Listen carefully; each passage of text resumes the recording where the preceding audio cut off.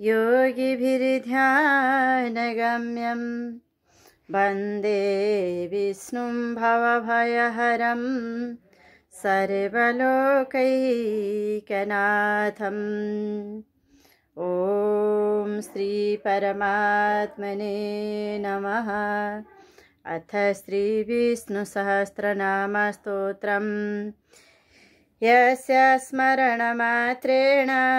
जन्मसंसारबन्धनात् विमुच्यते। नमस्तस्मै विष्णवे प्रभविष्णवे। नमः समस्तभूतानामादिभूताय भूभृते अनेकारूपरूपाय विष्णवे प्रभविष्णवे। वैशम्पायन उवाच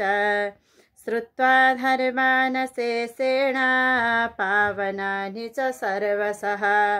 युधिष्ठिरः शान्तनवं पुनरेवाभ्यभाषतः।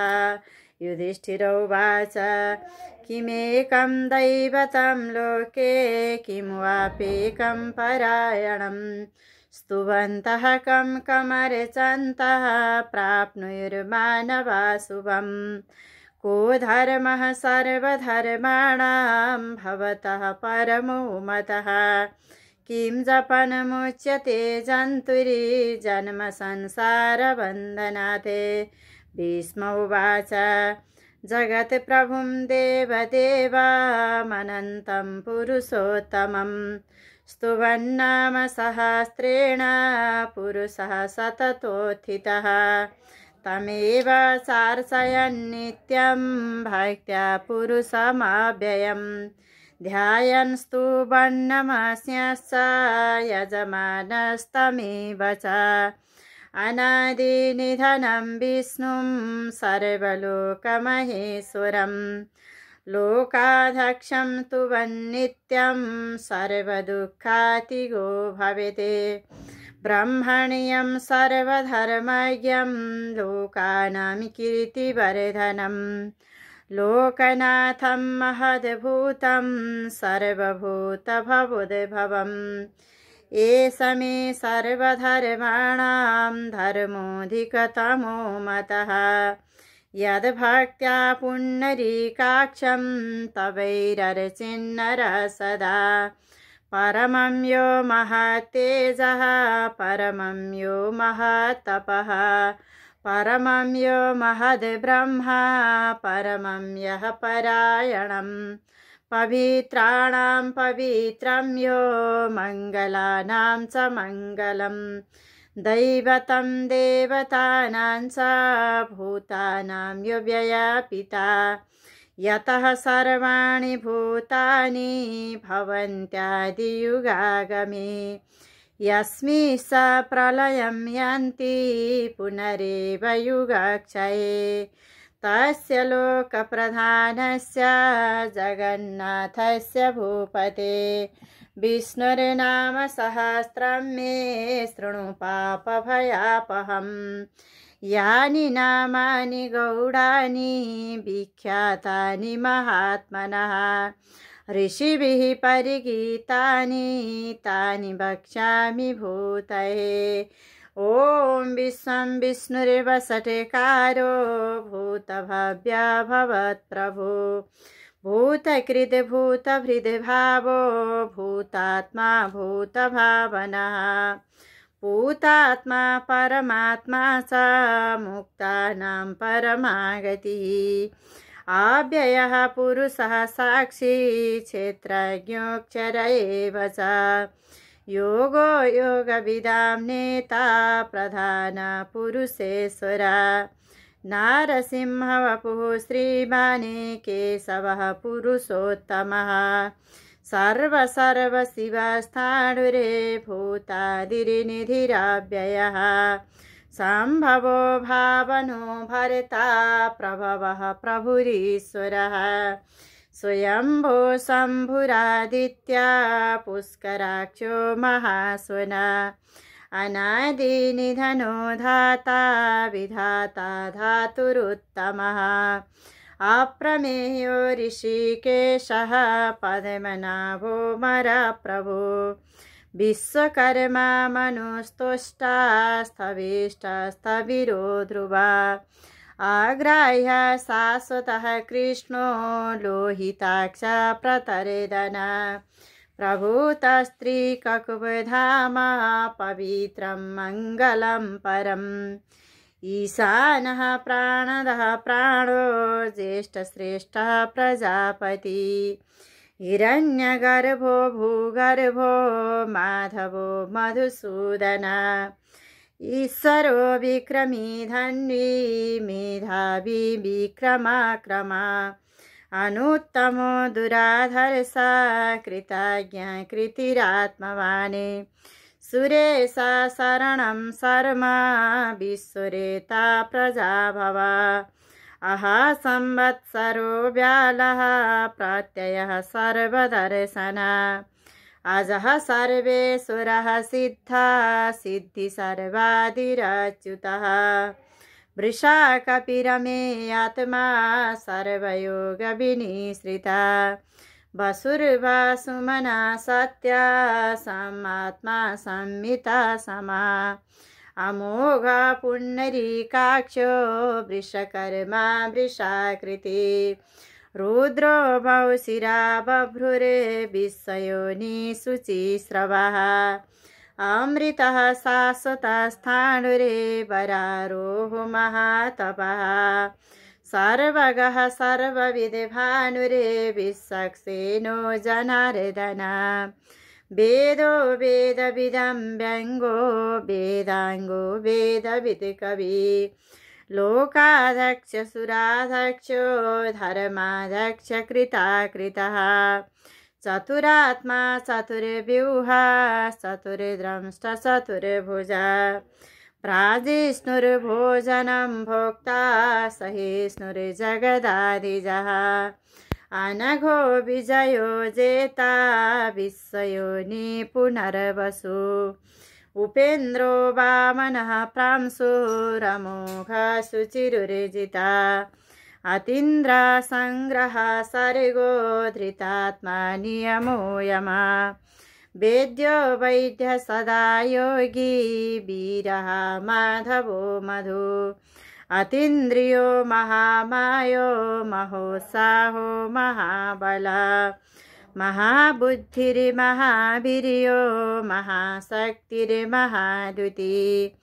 अनिर्देश्य वपुः श्रीमान् न मे आत्मा महादृदृक् महेश्वासो महीभरिता श्रीनिवास सतां गति अनिरुद्धसुरानन्दो गोविन्दो गोविदाम्पति मरीचिरिदमनो हंसा सुपर्णो भुजगोत्तमः हिरण्यनाभसुतपा पद्मनाभ प्रजापति अमृत्यु सर्वदृक्सिंह सन्दाता सन्धिमान् स्थिरः अजो दुर्मर्षण शास्ता विश्रुतात्मा सुरारिः गुरुर्गुरुतमो धाम सत्य सत्य पराक्रमा निमिषो अनिमिषास्त्रग्वी वाचस्पतिरुदारधि आग्रणिर्ग्रामणि श्रीमान् न्यायो नेता समीरणः सहस्रमूर्धा विश्वात्मा सहस्राक्ष सहस्रपाते आवर्तनो निवृत्तात्मा संवृतः संप्रमर्दन अहा संवर्तको वनिहिरनिलो धरणीधर सुप्रसाद प्रसन्नात्मा विश्वधृग विश्वभुग विभो सत्कर्ता सत्कृतः साधुरे जन्युरे नारायणो नर असंख्येयो प्रमेयात्मा विशिष्ट शिष्टकृत्सुचि सिद्धार्थ सिद्ध संकल्प सिद्धिद सिद्धि साधन वृषाहि वृषभो विष्णुरे वृषपर्वा वृषोदर वर्धनो वर्धमानश्च विविक्त श्रुतिसागर सुभुजो दुर्धरो वाग्मी महेन्द्रो वसुदो वसु नैकरूपो बृहद्रूपसिपिविष्टप्रकाशना ओजस्तेजो द्युतिधरः प्रकाशात्मा प्रतापना हृद्स्पष्टाक्षरो मन्त्र चन्द्रांशुर्भास्करद्युति अमृतां सुदुभवो भानुः ससविन्दुः सुरेसुरः औषधं जगतः सेतुः सत्यधर्मा पराक्रमा भूतभव्यभवन्नाथ पवनः पावनो नलः कामः कामकृतिकान्ता कामकामप्रदः प्रभो युगादिकृद्युगावरितो नैकमायो महासना अदृश्यो व्यक्तरूपश्च सहस्रजितनन्तजिते इष्टो विशिष्टशिष्टेष्टा शिखण्डी नहुषो वृषा क्रोधः क्रोधकृतिकर्ता विश्वबाहुर्महीधरा अच्युत प्रथित प्राण प्राणदो वासवानुजा अपां निधिरधिष्ठानमप्रमत्ता प्रतिष्ठितः कन्दकन्दधरो धुर्यो वरदो वायुवाहना वासुदेवो बृहद्भानुः राधिदेवः पुरन्दरः अशोकस्तारणस्तारशूरशौरिर्जनेश्वरः अनुकूलसतावर्तः पद्मे पद्मनिवेक्षणः पद्मनाभो रविन्दाक्ष पद्मगर्भशरीरवृते महर्धिरिद्धो वृद्धात्मा महाक्षो गरुडध्वजः अतुलः शरभो भीमा समयज्ञो हविर्हरि सर्वलक्षणलक्षणीयो लक्ष्मीवान् समितिञ्जय वीक्षरो रोहितो मार्गो हेतुर्दामोदरसः महीधरो महाभागो वेगवानमितासना उद्भवक्षोभणो देवा श्रीगर्भ परमेश्वरः कारणं कारणं कर्ता विकर्ता गहनो गुहा व्यवसायो व्यवस्थान संस्थानस्थानदो ध्रुवः परहृदि परमस्पष्टः तुष्टपुष्टः सुवेक्षणः रामो विरामो विरजो मार्गो नेयो नयो नयः वीरशक्तिमतां श्रेष्ठो धर्मो धर्मविदुत्तमः वैकुण्ठपुरुषः प्राण प्राणद प्रणव पृथु हिरण्यगर्भशत्रुघ्नो व्याप्तो वायुरधोक्षजः ऋतुः सुदर्शनः कालः परमेष्टि परिग्रहः उग्रसंवत्सरो दक्षो विश्रामो विश्वदक्षिणः विस्तारस्थावरस्थाणो प्रमाणं बीजमव्ययम् अर्थो महाकोशो महाभोगो महाधन अनिर्भिन्न सविष्टो भुरे धर्मयोपो महामखा नक्षत्रनेमिर्नक्षत्री क्षमा समीहनः यज्ञयुज्यो महेजश्च क्रतुः सत्रं सतां गतिः सर्वदर्शी विमुक्तात्मा सर्वज्ञो ज्ञानमुत्तमम् सुव्रतः सुमुखः सूक्ष्मः सुघोषः सुखदः सुहृदे मनोहरो जितक्रोधो वीरबाहुर्विदारणः स्वापनः स्ववशो व्यापी नैकात्मा नैककर्मकृते वत्सरो वत्सलो वत्सी रत्नगर्भो धनेश्वरः धर्मकृत् धर्मी सदसाक्षरमक्षरम् अभिज्ञाता सहस्रांशुर्विधाता कृतलक्षणः गवास्ति नेमि सत्त्वस्था सिंहो भूतमहेश्वरा आदिदेवो महादेवो देवेशो देवभृतगुरुः उत्तरो गोपतिर्गोप्ता ज्ञानगम्यः पुरातनः शरीराभूतभृतभोक्ता कपीन्द्रो भूरि दक्षिणः सोमपोमृतपः सोमा पुरुजिते पुरुषोत्तमः विनयो जय सत्यसन्धो दासार्ह सात्वताम्पति जीवो विनयिता साक्षी मुकुन्दो मितविक्रमः आम्भो निधिरनन्तात्मा महोदधिसयुन्तकः अजो महार्ह स्वाभाव्यो जितामित्रप्रमोदन आनन्दो नन्दनो नन्दा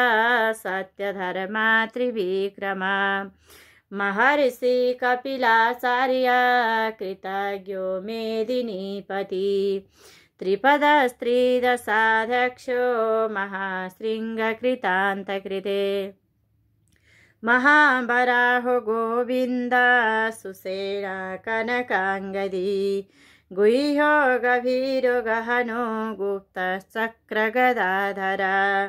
वेधा स्वाङ्गोजितः कृष्णो दृढः शङ्करशणो सुता वरुणो वारुणो वृक्षा पुष्कराक्षो महामनः भगवान् भगः नन्दी वनमाली हलायुधा आदित्यो ज्योतिरादित्या सहिष्णुर्गतिसत्तमः सुधन्वा खण्डपरशुरे दारुणो द्रविणप्रदः दिवि स्त्री सर्वदृग्व्यासो वाचस्पतिरयो निजः त्रिशामा सामगः सामा निर्वाणं भेषजं विसगे संन्यासाकृच्छमा शान्तो निष्ठा शान्तिपरायणं शुभाङ्गा शान्तिदः स्रष्टा कुमुद कुवलेशयः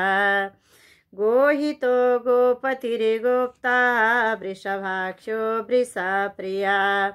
अनिवरिति निवृत्तात्मा संक्षेप्ता क्षेमकृच्छिवः श्रीवत्सवक्षा श्रीवासा श्रीपति श्रीमताम्बरः श्रीधश्रीश श्रीनिवास श्रीनिधि श्रीविभावनः श्रीधरः श्रीकरः श्रेया श्रीमान् लोकत्रयाश्रयः सोक्षसङ्गो सतानन्दो नन्दिर्ज्योतिर्गणेश्वरः विजितात्मा विधेयात्मा सत्कीर्तिश्छिन्नसंशयः उदीर्णा सर्वतः चक्षुरनीशा शाश्वतस्थिरः भूषयो भूषणो भूतिर्विशोकशोकनाशनः अर्चिस्मानर्चितः कुम्भो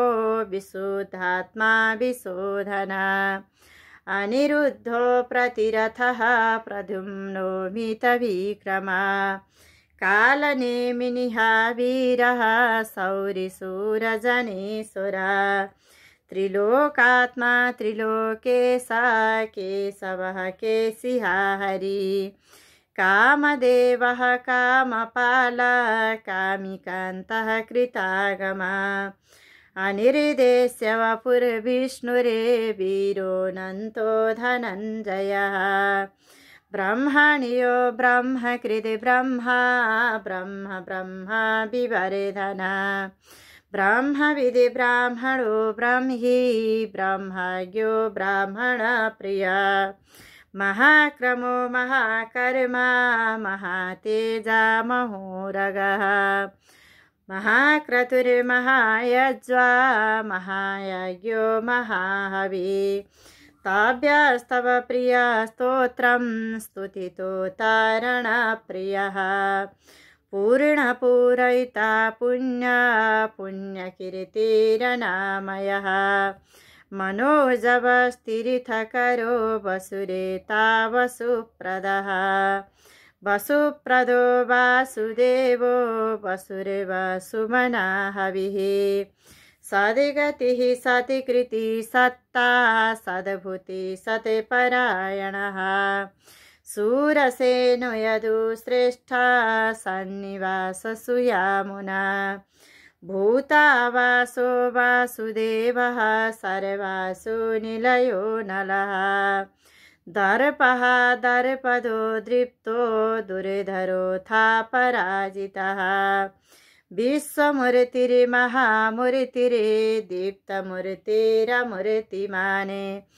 अनेका मूर्तिरव्यक्ता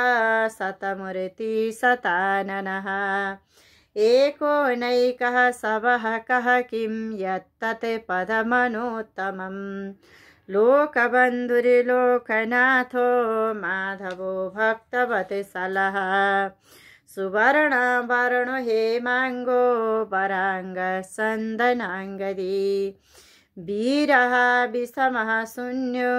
धृताशिरसलसला अमानी मानदो मान्यो लोकस्वामी त्रिलोकदृगे सुमेधा मेधजो धन्या सत्यमेधाधराधरा तेजो वृषो द्युतिधरः सर्वशस्त्रभृताम्बरः प्राग्रहो निग्रहो व्याघ्रो नैकशृङ्गो गदाग्रजः चतुर्मूर्ति चतुर्बाहु चतुर्व्यूहश्चतुर्गतिः चतुरात्मा चतुर्भावा चतुर्वेदविदेकपादे समावर्तो निवृत्तात्मा दुर्जयो दुरतिक्रमः दुर्लभो दुर्गमो दुर्गो दुरावासो दुरारिहा शुभांगो लोकसारंगा सुतन्तुस्तन्तुवर्धना इंद्रकर्मा महाकर्मा कृतकर्मा कृतागमः उद्भवः सुन्दरः सुन्दो रत्ननाभः सुलोचनः अर्को वाजसनः शृङ्गी जयन्त सर्वविजयी सुवर्णबिन्दुराक्षोभ्यः सर्वभागीश्वरेश्वरा महारथो महागर्तो महाभूतो महानिधि कुमुदा कुन्दरः कुन्दः पर्जन्य पावनो नीलः अमृतासोऽमृतवपुः सर्वज्ञः सर्वतोमुखः सुलभः सुव्रतः सिद्धः शत्रुजित् शत्रुतापना न्याग्रोधोदुम्बरः सोत्थः साडुरान्ध्रनिषूदनः सहस्रार्चिः सप्तजिह्वा सप्तैधा सप्तवाहना अमूर्तिरनघोचिन्त्यो भयकृत् भयनाशना अणुर्बृहत् कृशस्थूलो गुणभिन्निर्गुणो महाने अधृता स्वधृता स्वास्य प्राग्वंशो वंशवर्धना भारभृति कथितो योगी योगी स सर्वकामदः आश्रमाश्रमणक्षामा सुपर्णो वायुवाहना धनुर्धरो धनुर्वेदो दण्डो दमयिता दमा अपराजित सर्वसहो नियन्ता नियमो यमः सत्त्ववान् सात्विकः सत्यः सत्यधर्मा परायणः अभिप्राय प्रियार्होः प्रियकृत्प्रीतिवर्धना विहाय सगतिर्ज्योतिर्सुरुचिर्हुतभुग्विभो रविर्विरोचनः सूर्या सविता रविलोचनः अनन्तो हुतभुग्भोक्ता सुखदो नैकजोग्रजा अनिर्विण्ण सदामर्षि लोकाधिष्ठानमतिभूतः सनात सनातनः तमः कपिल कपिराप्ययः स्वस्तिदा स्वस्ति कृ स्वस्ति स्वस्ति भोक् स्वस्ति दक्षिणः अरौद्रः कुण्डली चक्री विक्रमिरुजितशासनः शब्दातिगः सप्तशः शिशिर शर्वरीकरः आक्रूरापेशलो दक्षो दक्षिणक्षमिणाम्बरा विद्वत्तमो वीतभया पुण्यश्रवणकीर्तना उत्तारणो दुष्कृतिः पुण्यो दुःस्वप्ननाशना वीरः रक्षणः सन्तो जीवनपर्यवस्थितः अनन्तरूपो अनन्तश्रीरेजितमन्युर्भयापः चतुरस्रो गभीरात्मा विदिशो व्याधिशो दिशा अनादिर्भुर्भुवो लक्ष्मी सुवीरो रुचिराङ्गदः जननो जनजन्मादिरे भीमो भीमपराक्रमः आधार निलयो धाता पुष्पः सकृजागजा प्रमाण ऊर्ध्वगः सत्पथा सारा प्राणदः प्रणवपणः प्रमाणं प्राणनिलयः प्राणभृत् प्राणजीवन तत्त्वं तत्त्वविदेकात्मा जन्म मृत्यो जरातिगः भूर्भुवः स्वस्तरुस्तारा सविता प्रपितामहः यज्ञो यज्ञपतिर्यज्वा यज्ञाङ्गो यज्ञवाहना यज्ञभृत् यज्ञकृत् यज्ञी यज्ञभोग यज्ञसाधना यज्ञान्तकृत् यज्ञगुह्या मन्नमन्नाद एव च आत्मयोनि स्वयं जातो वैखानसामगायनः देवकी नन्दनस्रष्टा क्षितिश पापनाशनः शङ्खभृन्नन्दकी चक्री सार्ङ्गधन्वा गदाधर रथाङ्गपाणिरक्षोभ्यः सर्वप्रहरणायुधा सर्वप्रहरणायुध ॐ नमैति इतीदमिकीर्तनीयस्य केशवस्य महात्मनः नाम्नां सहस्रं दिव्यानामशेषेण प्रकीर्तितं यैदं शृणुयान्नित्यं यस्यापि परिकीर्तयते नाशुभं प्राप्नुयात् किञ्चित् सोमूत्रेह च मानवः वेदान्तगो ब्राह्मणस्यात् क्षेत्रीयो विजयी भवेत् वैश्यो धनसमृद्धस्यात् शूद्रसुखमवाप्नुयात् धर्मार्थी प्राप्नुयात् धर्मा सामर्थार्थी सार्थमाप्नुयात् कामानुवाप्नुयात् कामी प्रजार्थी प्राप्नुयात् प्रजां भक्तिमान्य सदुत्थाय शुचिस्तदेगतमानसः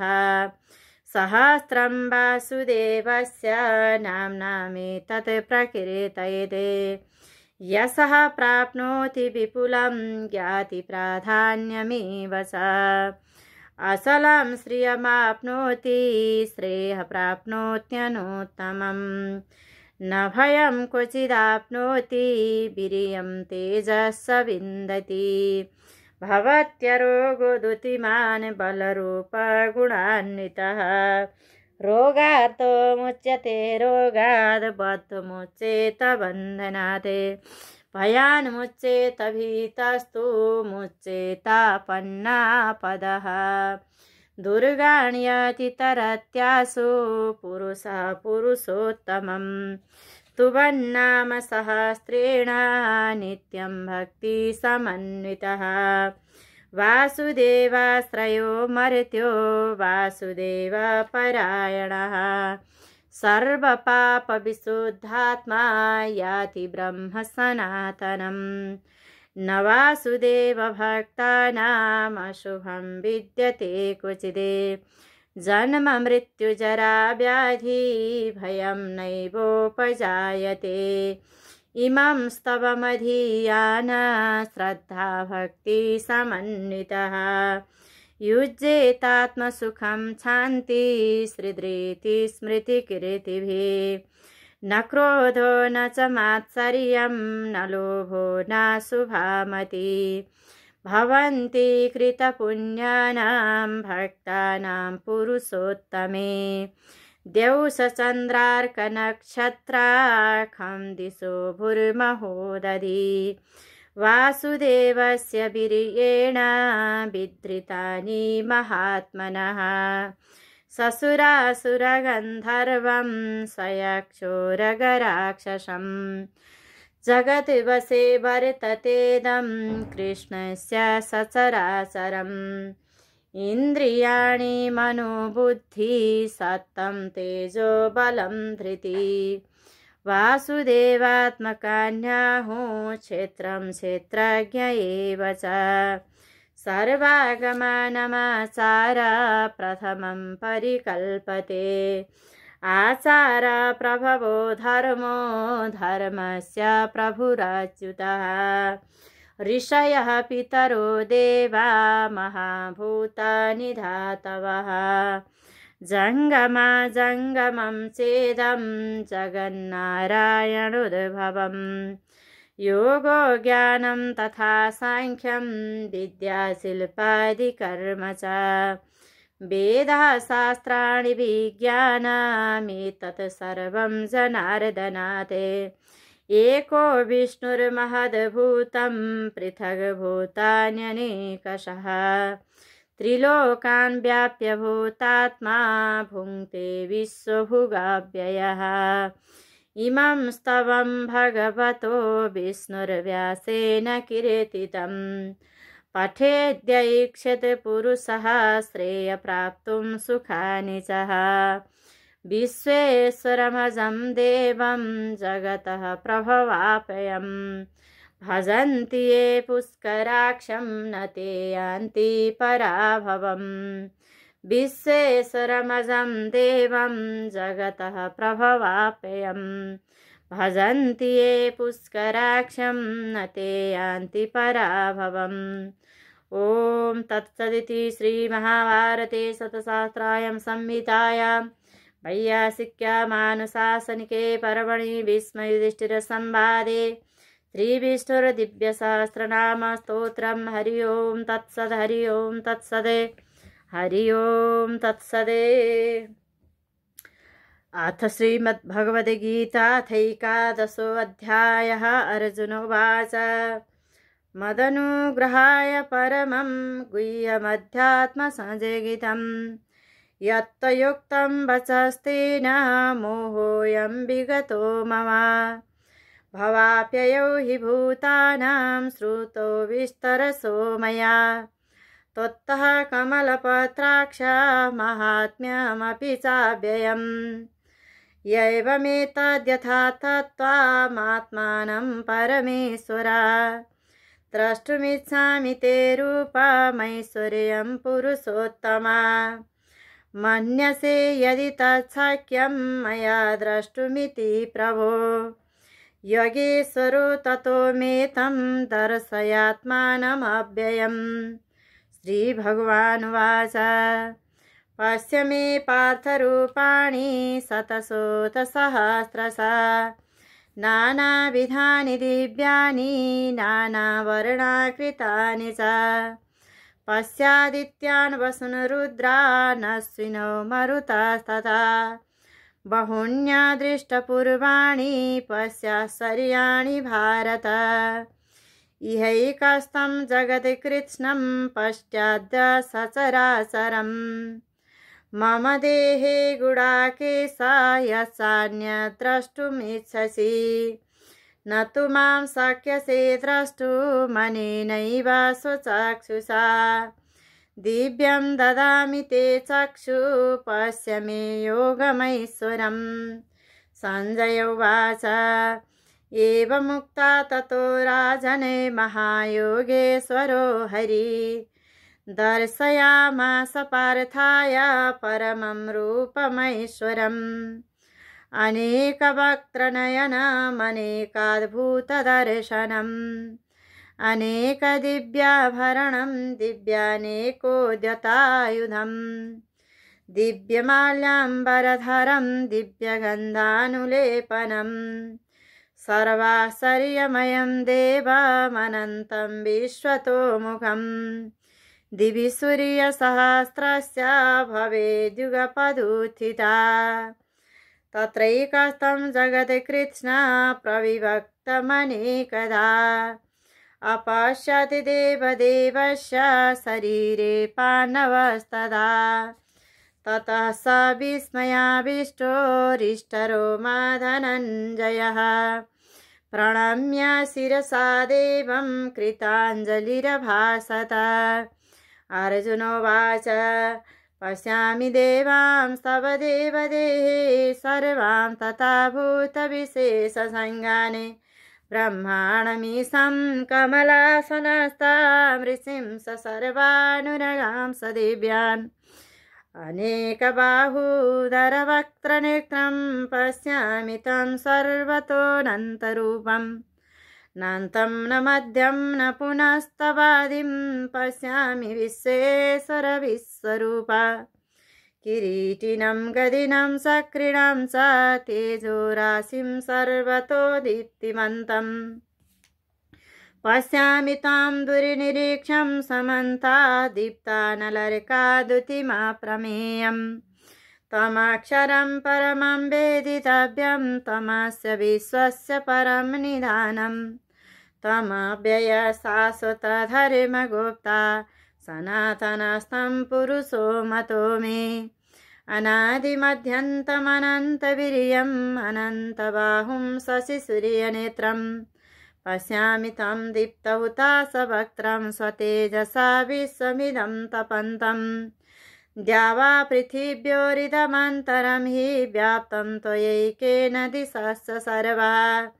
दृष्टाद्भुतं रूपमुग्रं तवेदं लोकत्रयं प्रव्यथितं महात्मने अमीहितां सुरसङ्घा विशन्ति केचिद्भीता प्राञ्जलयो गृह्णन्ति स्वस्तीत्युक्ता महर्षिसिद्धसङ्घा स्तुवन्ति तां स्तुतिभिः पुष्कलाभिः रुद्रादित्या वसवो ये च साध्या विश्वेशिनो मरुतः सोमपासः गन्धर्वयक्षा सुरसिद्धसङ्गा वीक्षन्ते त्वां विस्मिताः सैव सर्वे रूपं महते बहुवक्त्रनेत्रं महाबाहो बाहुबाहुरुपादं बहुदरं बहुदंष्ट्राकरालं दृष्ट्वा लोका प्रव्यथिता तथाहं नवस्त्रिशं दीप्तमनेकवर्णं व्यताननं दीप्तविशालनेत्रं दृष्टा हितां प्रव्यथितान्तरात्मा धृतिं न विन्दामि समं स विष्णो दंष्ट्राकरालानि च ते मुखानि दृष्टैव कालानलसन्निभानि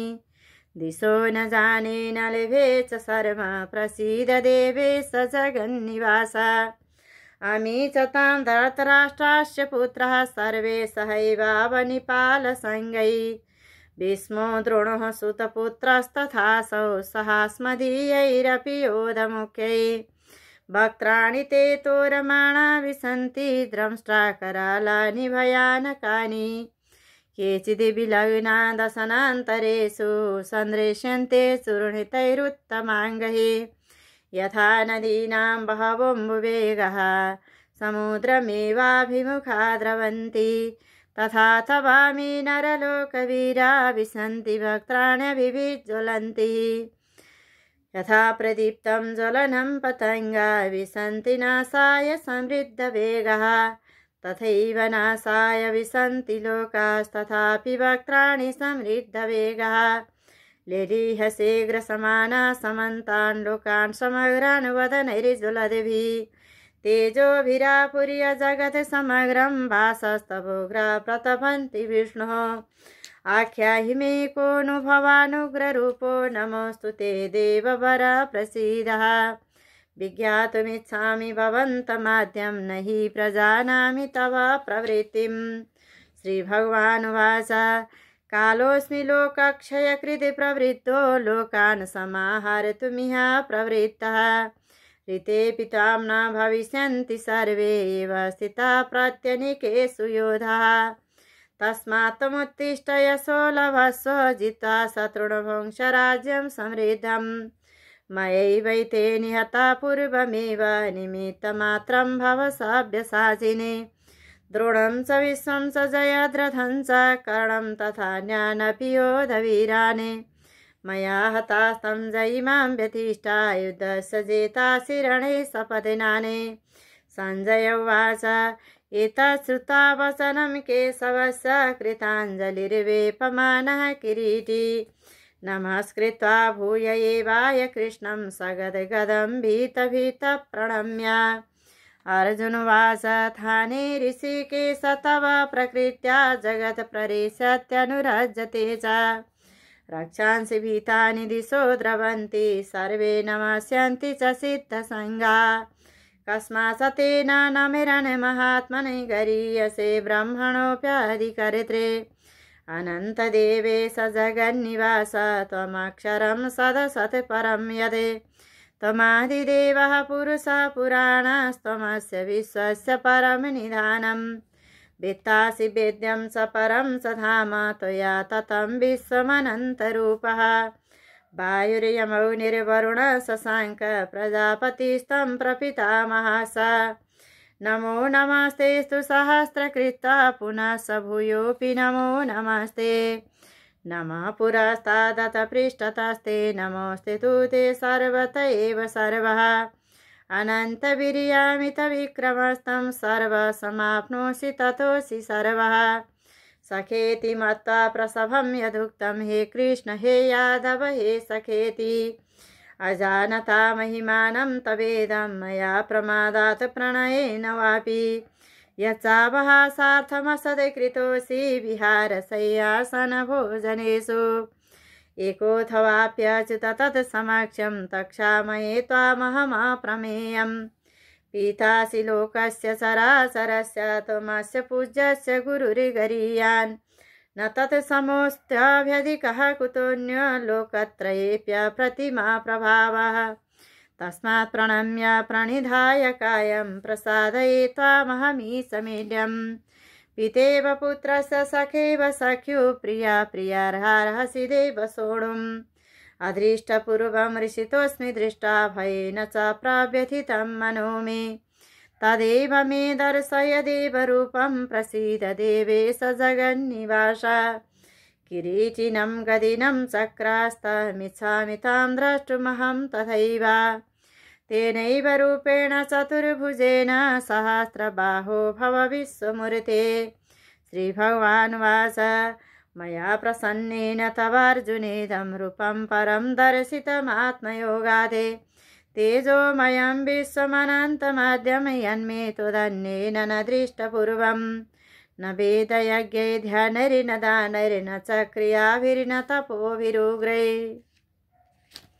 एवं रूपः शक्याहं नृलोके द्रष्टुं त्वदन्येन कुरु प्रवीरः मा ते व्यथा मा च विमूढभावो दृष्ट्वा रूपं घोरमृदं ममेदं व्यपेतभिप्रीतमना पुनस्तं तदेव मे रूपमिदं प्रपश्य सञ्जय उवाच इत्यर्जुनं वासुदेवस्तथोक्ता शोकं रूपं दर्शयामास भूयः आश्वासयामास च भेतमेनं भूत्वा पुनः सौम्यो वपुर्महात्मा अर्जुन उवाच दृष्टेदं मानुषं रूपं तव सौम्यं जनार्दन इदानीमस्मि संवृतः सचेता प्रकृतिं गतः श्रीभगवानुवाच सुदुर्दर्शमिदं रूपं दृष्टवान्यस्य मम देवाप्यसरूपस्य नित्यं दर्शनकाङ्क्षिणा नाहं वेदैर्न तपसा न दानेन न चेज्जया शक्य एवं विदो द्रष्टुं दृष्टवानसि मां यथा भक्त्या तु नन्या शक्य अहमेवं विदुर्जुन ज्ञातुं द्रष्टुं च तत्तेन प्रवेष्टुं च परन्तप मत्कर्म किन्मत्परमो मद्भक्ता सङ्गवर्जिता निर्वैर सर्वभूतेषु यसमामेति पाण्डवः यसमामेति पाण्डवः ॐ तत्सदिति श्रीमद्भगवद्गीता सुपनिषत्सु ब्रह्मविद्यायां योगशास्त्रे श्रीकृष्णार्जुनसंवादे विश्वरूपदर्शनयोगो नाम एकादशोऽध्याय अथ द्वादशोऽध्याय अर्जुनोवाच एवं सततयुक्ता ये भक्तास्तां पर्युपासते एषाप्यक्षरमव्यक्तं तेषां के योगवित्तमा। श्रीभगवानुवाच मय्यावेश्य मनो यो मां नित्ययुक्ता उपासते श्रद्धया परयोपेतास्ते मे युक्ततमा मता। एत्यक्षरमनिर्देश्यमव्यक्तं पर्युपासते सर्वत्रागमचिन्त्यं च कुटस्थमचलध्रुवम्। सन्नियम्येन्द्रियग्रामं सर्वत्र समबुद्धयः ते प्राप्नुवन्ति मामेव सर्वभूतहिते रतः। क्लेशधिकतरस्तेषामव्यक्तासक्तचेतसाम् अव्यक्ता हि गतिर्दुःखं देववद्भिरवाप्यते। ये तु सर्वाणि कर्माणि मयि सन्न्यस्य मत्परः अनन्येनैव योगेन मां ध्यायन्त उपासते तेषामहं समुद्धर्ता मृत्युसंसारसागरात् भवामि न चिरात् पार्थ मय्यावेशितचेतसां। मय्यैव मनाधत्स्व मयि बुद्धिं निवेशयः निवसिष्यसि मय्यैव अत ऊर्ध्वं न संशयः। अथ चित्तं समाधातुं न शक्नोषि मयि स्थिरम् अभ्यासयोगेन ततो मामिषाप्तुं धनञ्जयः। अभ्यासेऽप्यसमर्थोऽसि मत्कर्म परमो भवः मदर्थमपि कर्माणि कुर्वान् सिद्धिमवाप्स्यसि। अथैतदप्यशक्तोऽसि कर्तुं मद्युगमाश्रितः सर्वकर्मफलत्यागं ततः कुरु यतात्मवान्। श्रेयो हि ज्ञानमभ्यासात् ज्ञानात् ध्यानं विशिष्यते ध्यानात् कर्मफलत्यागस्त्यागात् शान्तिरनन्तरम्। अद्वेष्टा सर्वभूतानां मैत्रः करुण एव च निर्ममो निरहङ्कारः समदुःखसुखक्षमिः सन्तुष्टः सततं योगी यतात्मा दृढनिश्चयः।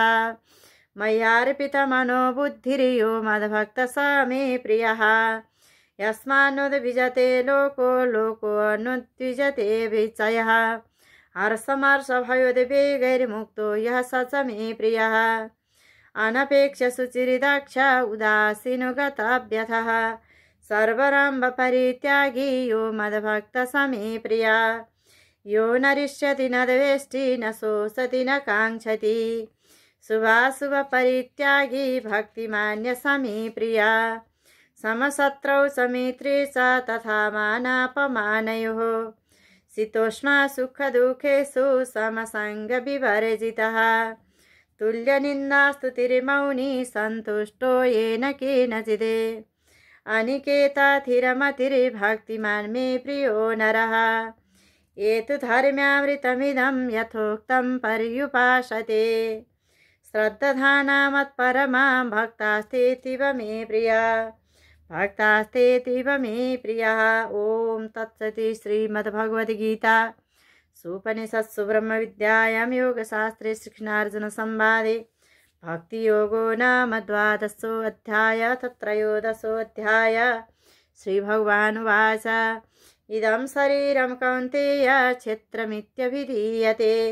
एतद्यो वेत्ति तं प्राहुः क्षेत्राज्ञम् इति तद्विदः क्षेत्राज्ञं चापि मां विद्धि सर्वक्षेत्रेषु भारत क्षेत्रक्षेत्रज्ञयोर्ज्ञानम् एतज् ज्ञानं मतं मम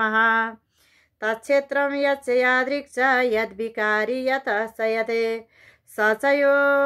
यत्प्रभावः स तत्समासेन मे शृणु। ऋषिभिर्बहुधा गीतं छन्दोभिर्विविधैः पृथक् ब्रह्मसूत्रपदैश्चैव हेतुमद्भिर्विनिश्चितैः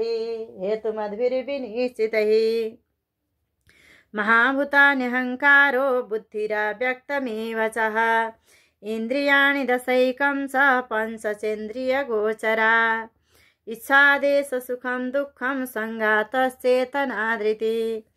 एतच्छेत्रं समासेन सविकारमुदारितम् अमानित्यमदम्भित्वमहिंसा शान्तिरार्जवम् आचार्योपासनं शौचं धैर्यमात्मविनिग्रहः इन्द्रियार्थेषु वैराग्यमनहङ्कार एव च जन्म मृत्युजरा व्याधि दुःखदोषानुदर्शनम् अशक्तिरनभिस्वङ्गपुत्रद्वारगृहादिषु नित्यं च समचित्त्वात्वामिष्टानिष्टोपपत्तिषु मयि चानन्ययोगेन भक्तिरव्यभिचारिणी विविक्तदेशसेवित्वा मरतिर्जनसंसदिः अध्यात्मज्ञाननित्यत्वं तत्त्वज्ञानार्थदर्शनम् एतज्ज्ञानमृति प्रोक्ता तदा यदतोज्ञानं यदतोऽन्यथा ज्ञेयं यत् प्रवक्ष्यामि यद्गत्वामृतमश्नुते अनादिमत्परं ब्रह्म न सत्तन्न सदुच्यते सर्वतः पाणिपादं तत् सर्वतोचिशिरोमुखं सर्वतः श्रुतिमल्लोके सर्वमावृत्य तिष्ठति सर्वेन्द्रियगुणाभासं सर्वेन्द्रियविवर्जितम् असक्तं सर्वभृच्चैव निर्गुणं गुणभोक्ति च बहिरन्तश्च भूतानामचरं चरमेव च सूक्ष्मत्वात् तदविज्ञेयं दूरस्थं शान्तिके च तद् अभिव्यक्तं च भूतेषु विभक्तमिव च स्थितं भूतभर्तृतद्ज्ञेयाग्रसेष्णु प्रभविष्णु च ज्योतिषामपि तज्ज्योति तमसा परमुच्यते ज्ञानं ज्ञेयं ज्ञानगम्यं हृदि सर्वस्य विष्ठितम् इति क्षेत्रं तथा ज्ञानं ज्ञेयं सूक्तं समासतः मद्भक्त एतद्विज्ञाय मद्भावायुपपद्यते प्रकृतिं पुरुषं चैव विद्यानादि उभावपि विकाराश्च गुणाश्चैव विद्धि प्रकृतिसम्भवानि कार्यकरणकर्तृत्वे हेतुः प्रकृतिरुच्यते पुरुष सुखदुःखानां भोक्तृत्वे हेतुरुच्यते पुरुष प्रकृतिस्थो हि भुङ्क्ते प्रकृतिजान् गुणानि कारणं गुणसङ्गोस्य सदसद्यो निजन्मसु उपद्रष्टानुमन्ता च भरता भोक्ता महेश्वरा परमात्मेति साप्युक्तो देहेऽस्मिन् पुरुषः परः य एवं वेत्ति पुरुषं प्रकृतिं सगुणैः सह सर्वथा वर्तमानोऽपि न स भूयोऽभिजायते ध्यानेनात्मनि पश्यन्ति केचिदात्मानमात्मना अन्ये साङ्ख्येन योगेन कर्मयोगेन चापरे अन्ये वमजानन्तः श्रुतानेभ्य उपासते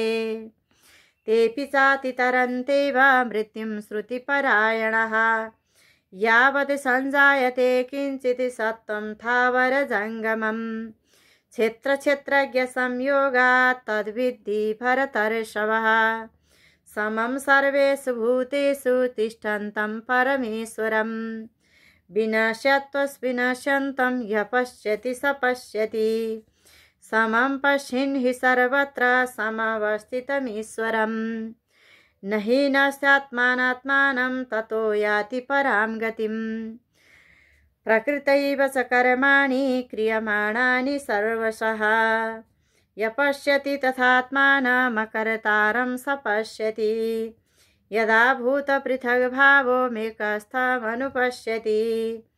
तत एव च विस्तारं ब्रह्म सम्पद्यते तदा अनादित्वा निर्गुणत्वात् परमात्मायमव्ययः शरीरस्थोऽपि कौन्तेय न करोति न लिप्यते यथा सर्वगतं सौक्ष्म्यादाकाशं नोपलिप्यते सर्वत्रावस्थितो देहे तथात्मानोपलिप्यते यथा प्रकाशयत्येकः कृष्णं लोकमिमं रवि क्षेत्रं क्षेत्री तथा कृष्णं प्रकाशयति भारतः क्षेत्रक्षेत्रज्ञयोरेव मन्तरं ज्ञानचक्षुषः भूतप्रकृतिमोक्षं च ये विदुर्यान्ति ते परम् विदुर्यान्ति ते परम्। ॐ तत्सदिति श्रीमद्भगवद्गीतासूपनिषत्सु ब्रह्मविद्यायां योगशास्त्रे श्रीकृष्णार्जुनसंवादे क्षेत्रक्षेत्रज्ञविभागे योगो नाम त्रयोदशोऽध्यायः अथ चतुर्दशोऽध्यायः। श्रीभगवानुवाच परं भूय प्रवक्ष्यामि ज्ञानानां ज्ञानमुत्तमम् यज्ञत्वा न ज्ञात्वा मुनयः सर्वे परां सिद्धिमितो गतः इदं ज्ञानमुपाश्रित्य मम साधर्म्यमागतः सर्गेऽपि नोपजायन्ते प्रलयेन व्यथन्ति च मम योनिर्महद्ब्रह्म तस्मिन् गर्भं ददाम्यहम् सम्भव सर्वभूतानां ततो भवति भारत सर्वयोनिषु कौन्तेय मूर्तय सम्भवन्ति यः तासां ब्रह्ममहद्योनिरहं बीजप्रदपिता सत्त्वं रजस्तम इति गुणा प्रकृतिसम्भवा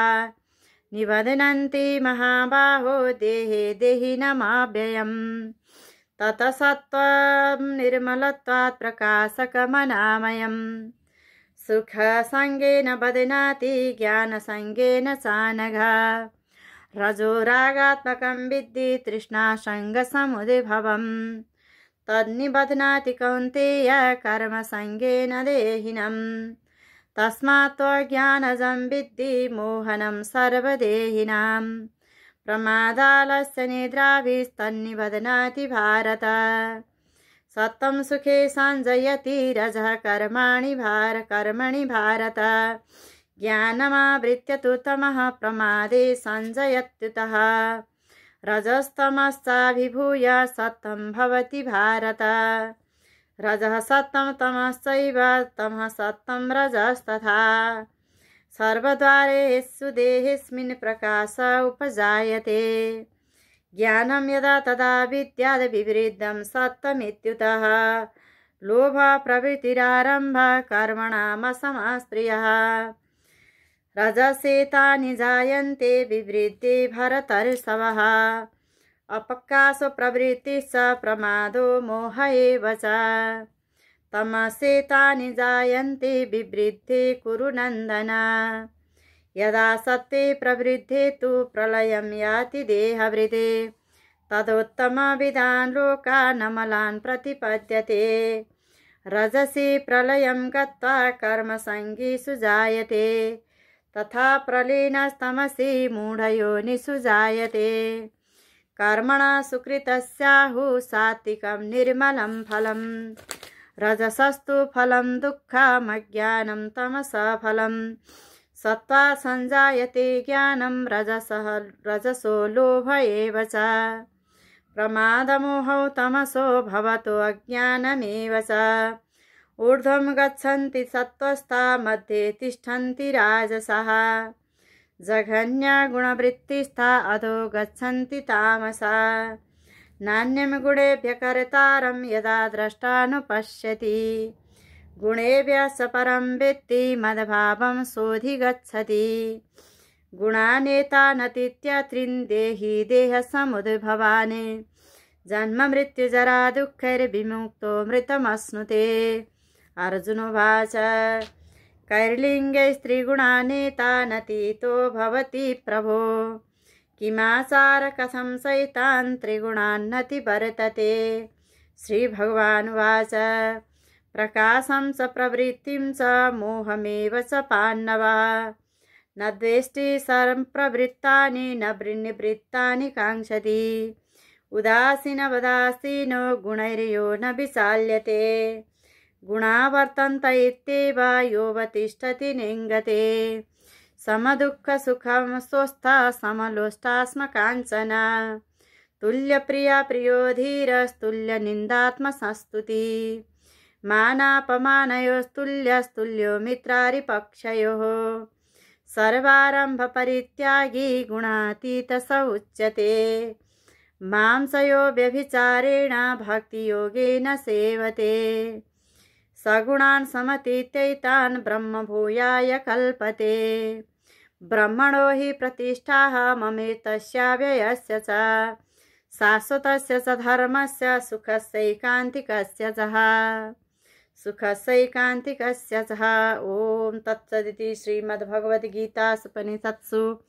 ब्रह्मविद्यायां योगशास्त्रे श्रीकृष्णार्जुनसंवादे गुणत्रयविभागयोगो नाम